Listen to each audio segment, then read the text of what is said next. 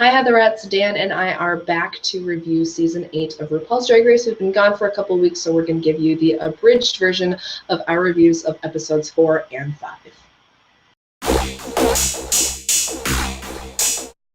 Episode 4. It's been a while, but I didn't have a ton to say about it. It was kind of a strange episode. It was a strange challenge. I don't think it was a challenge that a lot of viewers would connect with. Yeah, that's a fair point. Was there even a mini challenge? If there was, I don't remember it. No, there wasn't one. And then right away they picked their own teams.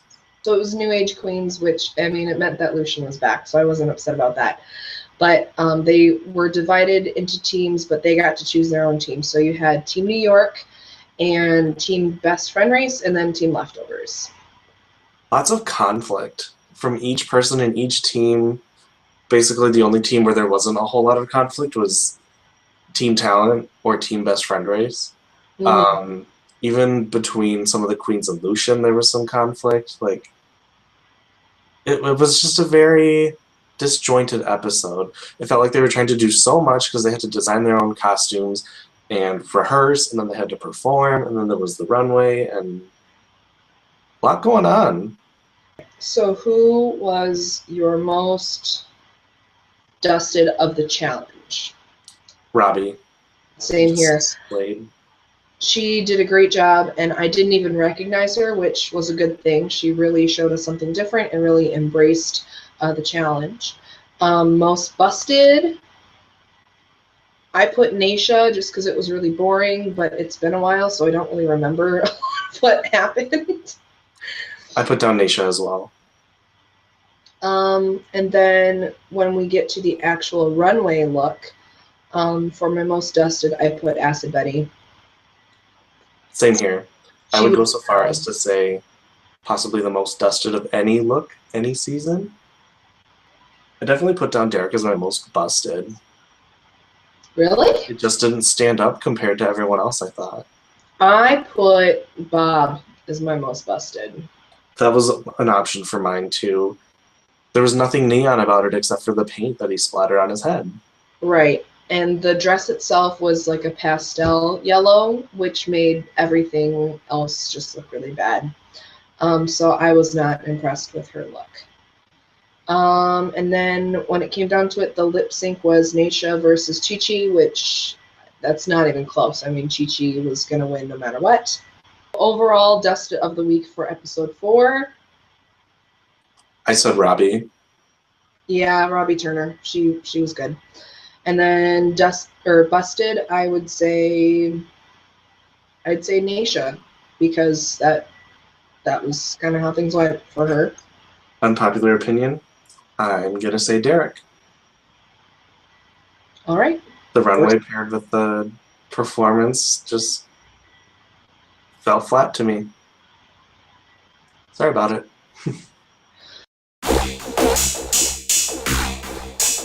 This year's Snatch Game was somewhat uncomfortable to watch. If I had to pick an adjective, I'd probably say uncomfortable. Just kind of, it was a continuation of the whole controversy from last year. Is it okay to play a man? Does it matter if it's a really, really funny impersonation? Should they be only impersonating women? And then the fact that some of the characters were going, or some of the queens were going to do fictional characters. Like Derek's original concept before settling on Britney was some made-up YouTube character. Kim Chi made up a character. Bob didn't do Uzo Aduba, she did Crazy Eyes from Orange is the New Black. It's certainly an opportunity for the queens to be creative, but at the same time, I think you want to know what the boundaries are so that we can be on an equal footing. So, like, should Bob get more points because he did 2 separate characters? If you would have told the queens that they needed 2 separate characters, like, how would that have changed things? At what point, of course, there's taking a risk, which you want them to be able to do, but there's a difference between, like, taking a risk and then just, like, upending everything, and then all of a sudden all bets are off. That's another thing. Bob was already doing really well with his character, and then he switched. Would he have gotten more recognition if he noticed that he wasn't doing a good job and then switched to something better? Right, to try to save himself. Mm-hmm. It makes it tougher to judge the queens because the criteria is now changing. But no one's held to the same standard. Right. So, like, if Bob did he did the 2 different characters, so does that mean that now he has, like, twice the scrutiny, or do they take the better out of the 2?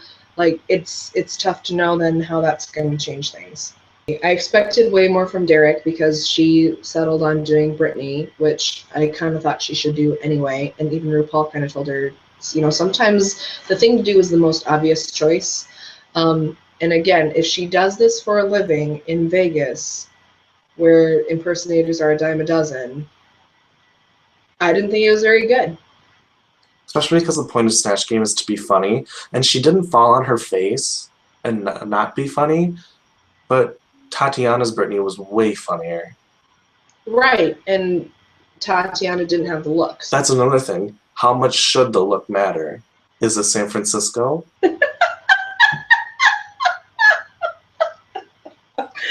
Oh my god, I almost forgot about that. In the challenge, then, who was your most dusted? All things aside, the person who was most entertaining to me and looked the most like their character was Thorgy. They ask, what does Lady Bonnie hang out her window? And the first thing in my mind was, it's gotta be Blanket, it's gotta be Blanket. And then here comes Thorgy with the frickin' doll with the blanket on his head. Yeah, Thorgy did a great job. My one concern with Thorgy was that because it wasn't really over the top, it didn't snag my attention right away. Bob was definitely the loudest because that's just who Bob is. And I'm also going to say Thorgy was my most dusted. I was going to go with Bob until she did the 2 characters. Like, that is what killed it for me. I didn't think that was a good choice. It was unnecessary. And then during the critiques, Michelle kind of brought up, you rely on showboating almost. And I think because Bob does all that showboating, that's why the trend of Thorgy is always coming in second place to Bob. Like, that's just going to keep happening. Because in television, if you don't grab people's attention right away, no matter how annoying it is for everybody else that you're working with, you're gonna get lost. My most busted, either Chi-Chi or Naomi. Take your pick. Both were boring. Chi-Chi was one of your most busted?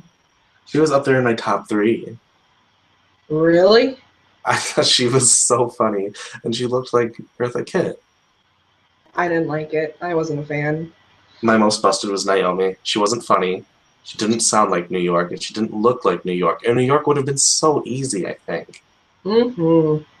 So then on the runway, it was all about Madonna, and it was the night of 1,000 kimonos. And so who was your most dusted? Robbie. She took it a different direction, and she looked amazing. I'm going to go with Bob the Drag Queen. I really did like that look. And it was perfect, and they did bring it up, too. Yeah. So I'll go with her. Most busted, I put Naomi because I have seen so much lingerie on her, and it wasn't original. It wasn't. She just keeps doing the same thing over and over and over again. And with all those kimonos, hers was not very Madonna. I just didn't like it, and I've had it with her looks week after week. After the roller skates, where Naomi said, well, I know it's just lingerie, but I don't really care because I'm still working it, and I know that it doesn't really work with challenge. Nope. My most busted, I think, was Acid. I mean, she's going for this really out there look, and it just kind of looked cheap. And the makeup for being Acid Betty was nothing to write home about. Acid versus Naomi. And Acid Betty went home. I would have sent Naomi home. Because even if Acid Betty's look wasn't executed as well as it could have been, at least it was something different, and it showed more creativity from her. And then Naomi it was so boring because both of their Snatch Game performances were poor. So then I just look at the runway as like that either saves you from being in the bottom or it doesn't. And I felt like Acid Betty at least put forth more of an effort into what she was doing. I definitely agree with that. One thing that we've talked about a lot in the last couple seasons that we've been doing this is, does a person's track record have a place in determining whether or not they stay or go? Up until this point, Acid Betty has been doing consistently well, and in this challenge, she dropped the ball and she got eliminated. In other seasons, it hasn't always been that way. Or it's been where someone has done the same as Acid Betty, and then in one challenge slip up, go home, and it just seems a little bit strange. For some reason, it doesn't seem as bad this season with Acid Betty, and I think I figured out it's because that trend of you slip up once and you go home, it looks like it's been applied to everyone so far, in my opinion. Right, it's at least been consistent, whereas, you know, we've had the upsets of, you know, Trixie Mattel going home and all of that. And I just think, personally, I think that the track record should have some say in it, especially once you start getting into later episodes. I was just disappointed because I think, and this could be wrong, this is just a prediction, but if both Naomi and Acid Betty would have stayed, I think as the show progressed, we would see a lot more from Acid Betty. I think we've seen all we can see from Naomi. Dusted of the week. Oh, Thorgy, why not? I really, really liked her in Snatch Game, and I liked, even though she wore a kimono, I liked her kimono look. I thought it was fine. I agree. Thorgy, all the way. Most busted. Naomi. I didn't like her in Snatch Game, and I didn't like her runway. Pretty easy decision. My most busted was Acid Betty. So predictions for next week, I know almost nothing about it other than it's Wizard of Oz themed. So I think Robbie will do quite well because she has a whole video for that. If you're interested, go YouTube it. It's also a makeover challenge with little people. They have to make them into like munchkins or something. Yeah. I don't know if anyone's gonna do well with that. Yeah. Naomi's like 6'7" out of drag. So putting her in drag with a little person might be a little bit of a juxtaposition. I don't know. I don't know a whole lot about the challenge either. I just think based on what we've seen, Naomi, Derek, and Robbie are probably going to be in the bottom three. I hope Naomi goes home. I'm just ready for her to be done. I like her, but I do think she's probably shown us pretty much everything she has. Right. She's kind of plateaued, and I think she should be done. Bob, I don't know. If it's a makeup challenge, I don't know what she's going to do. And I think if she keeps doing her little showboating, I think the judges are going to start to get annoyed with that. Since it's a makeover challenge and Thorgy thinks outside the box, I think she'll do pretty well. My hope is that Robbie does well. She seems to run pretty hot and cold. If Derek went home, I wouldn't be that upset either because I feel like she's run her course. Just off the top of my head, I think top three will be Bob the Drag Queen, Thorgy, and I think Naomi's going to be in there because it seems like RuPaul really likes her for some reason. However, I could see Kimchi being in the top three also. I think top three is going to be Thorgy, Bob, and Chi-Chi. Really? Initially, we both had Bob the Drag Queen is winning the whole thing. If Chi-Chi is not in the top three, I think Bob will win the whole thing. If Chi-Chi is in the top three, I think Chi-Chi's going to win the whole thing. No! No, I don't see that happen. I don't hate Chi-Chi. I actually really like her a lot. But I don't see her winning this whole thing. They're giving her that, like, Tyra Sanchez, I've been sleeping on my drag mother's floor edit, though. Like, Yeah, She doesn't tell anyone to kill themselves. that's all I have for these past 2 episodes. Both were relatively boring, I felt, or just not that good. So I'm hoping things pick back up this next week. Well, that was our abbreviated recaps for episodes 4 and 5 of RuPaul's Drag Race Season 8. Thank you for watching. Please comment, share, like, and subscribe. And we hope to be back with you soon. Bye!